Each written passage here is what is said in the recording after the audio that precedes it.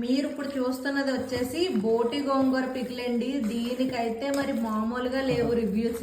చాలా మంది తయారు చేయడానికి ఇష్టపడరు, ఎందుకంటే దీనికి చాలా శ్రమ అనమాట అండి. చాలా సాకరీ చేయాలి. బోటీని అంత శుభ్రంగా చేస్తేనే పచ్చడి అంత టేస్ట్ అయితే ఉంటది అనమాట.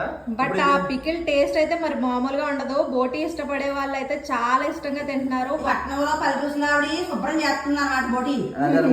ఆవిడ మాకు శుభ్రం చేసేస్తుంది. పికిల్ అయితే మేము పెడుతున్నాము. సో